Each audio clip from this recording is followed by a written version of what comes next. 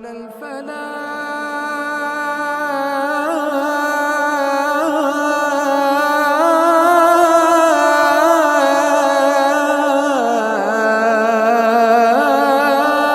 علیکم ورحمۃ اللہ وبرکاتہ.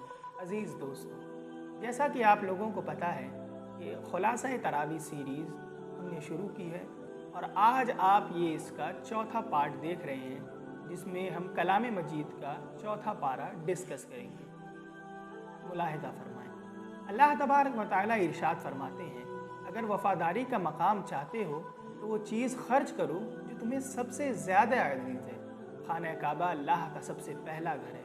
یہ تمہارے لیے بابرکت اور ہدایت کا سرچشمہ ہے. جو بھی وہاں پہنچ سکتا ہے اس پر واجب ہے کہ اس کی زیارت کرے. اہل کتاب کے چکر میں نہ پڑو. اللہ کی رسی کو مضبوطی سے تھامے رکھو اور اللہ کی ناراضگی سے بچو جس حد تک بچ سکو. مرتے دم تک دین اسلام پر قائم رہو. سب مل کر اللہ کی رسی کو مضبوطی سے پکڑے رہو اور ٹکڑے ٹکڑے مت ہو. اللہ کے احسان کو یاد رکھو اور اس نے تمہارے دلوں کو جوڑ دیا ہے اور تمہیں بھائی بھائی بنا دیا ہے. تم آگ کے گڑھے کے سامنے کھڑے ہوئے تھے، اس نے تمہیں اس کی تباہی سے بچا لیا. نیکی کی طرف بلاؤ، بھلائی کا حکم دو اور برائیوں سے روکو. ان لوگوں کی طرح نہ ہو جاؤ جو روشن آیتوں کے پانے کے باوجود گمراہی میں بھٹکتے رہے اور ٹکڑے ٹکڑے ہو گئے. ان کی روش اختیار کرو جو اللہ کے راستے پر قائم ہے، راتوں کو اللہ کی آیتوں کی تلاوت کرتے ہیں اور اس کے آگے سجدہ ریز ہوتے ہیں.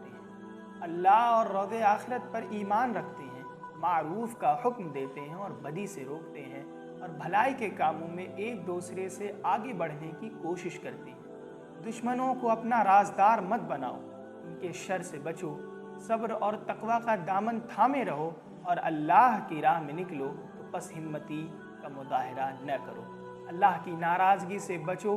بڑھ چڑھ کر سودی کاروبار نہ کھاؤ اور اللہ اور اس کے رسول کی اطاعت کرو اور تیزی سے بڑھو اپنے رب کی بخشش کی طرف اور اس جنت کی طرف جس کی وسعت زمین و آسمان کے برابر ہے. آگے اللہ رب العالمین انہی لوگوں کی صفات بیان کرتے ہوئے فرماتے ہیں جن کے دل تقوی سے مالا مال ہیں. وہ امیری غریبی ہر حال میں خرچ کرتے ہیں، غصے کو پی جاتے ہیں اور دوسرے کے قصور کو معاف کر دیتے ہیں. یہ محسنین ہیں جنہیں اللہ رب العالمین پسند کرتا ہے. کبھی کوئی فحش کام سرزد ہو جائے تو وہ اللہ کو فوراً یاد کرتے ہیں، اپنے گناہوں کی معافی مانگتے ہیں، غلطی پر اصرار نہیں کرتے. ایسے لوگوں کے لیے اللہ کی مغفرت اور جنت ہے. بس ہمتی نہ دکھاؤ، غم نہ کرو، ایمان پر قائم رہو. ایسا کرو گے تو یقیناً تمہیں غالب رہو گے. کیا تم نے یہ سمجھ رکھا ہے کہ یوں ہی جنت میں چلے جاؤ گے؟ حالانکہ ابھی اللہ نے یہ تو جانا ہی نہیں کہ تم کون لوگ ہو. تم میں سے کون لوگ ہیں جو کہ اس کی راہ میں جہاد کرنے والے ہیں اور کون لوگ ہیں جو اس کے خاطر صبر کرنے والے ہیں. محمد اللہ کے رسول ہیں. ان سے پہلے بہت سارے رسول آئے اور چلے گئے. اگر وہ قتل ہو جائیں یا فوت ہو جائیں تو کیا ان کا راستہ چھوڑ دو گے؟ ایسا ہرگز نہ کرنا. جب تک تم زندہ رہو اللہ کے راستے پر چلتے رہو، چاہے کچھ بھی ہو جائے. اللہ سے دعا کرو کہ اے میرے رب، ہماری غلطیوں کو معاف کر دے اور ہماری کوتاہیوں کو درگزر فرما. ہماری بے اعتدالیوں کو معاف کر دے، ہماری عدم جما دے اور کافروں کے مقابلے میں ہماری مدد کر. اللہ کا انکار کرنے والوں کی بات مت مانو. اللہ کو اپنا حامی و ناصر اور مددگار بنا لو. کمزوری مت دکھاؤ. آپس میں جھگڑے نہ کرو. موت سے نہ ڈرو. دنیا کی محبت میں گرفتار مت ہو جاؤ اور آخرت کی طلب پیدا کرو. ایسا کرو گے تو اللہ کی مدد اپنے قریب پاؤ گے. اللہ سے ڈرو، شیطان کے ساتھیوں سے نہ ڈرو. ان کی سرگرمیاں تمہیں خوف زدہ نہ کر دے. یہ اللہ کا کچھ نہیں بگاڑ سکتے. اظہار حق میں بخل سے کام نہ لو. یہ بخیلی آخرت میں گلے کا توق بن جائے گی. یاد رکھو کہ ہر نفس کو موت کا مزہ چکھنا ہے اور سب کو آخرت میں پورا بدلہ ملنا ہے. دنیا کی زندگی محض دھوکہ ہے. دنیا کے دکھاوے میں مت رہو، آخرت کی کامیابی کی فکر کرو۔ دین کی راہ میں آنے والی آزمائشوں میں صبر کرو، کتاب اللہ کی تعلیمات کو لوگوں میں عام کرو اور اس میں سے کچھ بھی مت چھپاؤ۔ کائنات کی نشانیوں میں غور و فکر کرتے رہو، اٹھتے بیٹھتے لیٹتے ہر حال میں اللہ کو یاد کرو اور جہنم کے عذاب سے بچنے کی فکر کرو۔ اطمینان رکھو، اللہ کسی عمل کو ضائع نہیں کرے گا، خواہ مرد ہو یا عورت ہو۔ اللہ کے دین کے لیے جن لوگوں نے بھی جانی و مالی قربانی دی ہے، اللہ ان کی قربانیوں کا بھرپور صلہ دے گا اور انہیں سدا بہار جنت میں داخل کرے گا۔ کافروں کی سرگرمیوں اور پیش قدمیوں سے دھوکہ مت کھاؤ، ان کا انجام اچھا نہیں ہوگا۔ صبر سے کام لو، ثابت قدم رہو، حق کی نصرت کے لیے کمر بستہ رہو اور اللہ کی نافرمانی سے بچتے رہو۔ حاضرین، یہ تھی سورہ آل عمران جو آپ تمام لوگوں نے سماعت فرمائی۔ اس کے بعد آنے والی سورۃ النساء ہے۔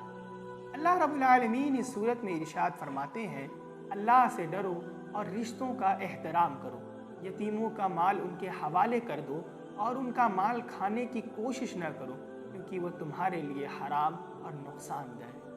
تمہیں یتیموں کے بارے میں انصاف کرنا ہے اور عورتوں کے بارے میں بھی انصاف کرنا ہے۔ عورتوں کے مہر خوش دلی کے ساتھ ادا کرو۔ یتیموں کے مال کی بہترین نگہداشت کرو، جب بڑے اور سمجھدار ہو جائیں تو ان کا مال ان کے حوالے کر دو۔ اللہ نے وراثت کے حقدار متعین کر کے بتا دیے ہیں، بتائے ہوئے حصوں کے مطابق ہر ایک کا حق اس کے حوالے کرو۔ وراثت میں یتیموں کا حق ہرگز مت مارو۔ تقسیم وراثت کے موقع پر اعزاء و اقارب یتیم اور مسکین آئیں تو اس مال میں سے ان کو بھی کچھ دے دو۔ میت کے قرضوں اور اس کی وصیتوں کو میراث کی تقسیم سے پہلے ادا کرو۔ ایسی وصیت نہ کرو جس سے کسی کا حق مارا جائے۔ خاندان اور سماج میں بے حیائی مت پھیلنے دو، اسے روکنے کے لیے مؤثر اقدامات کرو۔ گناہ سرزد ہو جائے تو جلد از جلد سچے دل کے ساتھ توبہ کر لو۔ ہٹ دھرمی پہ نہ اترو اور نہ ہی مرنے کے وقت کا انتظار کرو۔ عورتوں کو ستاؤ مت، ان کے ساتھ ظلم کا رویہ مت اختیار کرو۔ اگر علیحدگی کی نوبت بھی آ جائے تو ان کو دیا ہوا مال واپس لینے کی حرکت مت کرو۔ ان کے ساتھ بھلے طریقے سے زندگی بسر کرو۔ جہاں تک ہو سکے ان کے ساتھ خوبصورت نباہ کرنے کی کوشش کرو۔ اللہ نے جو رشتے حرام قرار دیے ہیں ان کی حرمت کا لحاظ کرو۔ محترم حاضرین، آج تھا یہ کلام مجید کا چوتھے پارے کا خلاصہ جو آپ تمام لوگوں نے سماعت فرمایا۔ انشاءاللہ تبارک و تعالیٰ آنے والی ویڈیو میں ہم 5ویں پارے کو ڈسکس کریں گے۔ اللہ سے دعا ہے کہ مجھے بھی اور آپ کو بھی ان تمام چیزوں پر عمل پیرا رہنے، کلام مجید کو سمجھنے اور پڑھنے کی توفیق عطا فرمائے اور اسے رمضان سے زیادہ استفادہ کرنے کی توفیق عطا فرمائے۔ آمین۔ وآخر دعوانا ان الحمدللہ رب العالمین۔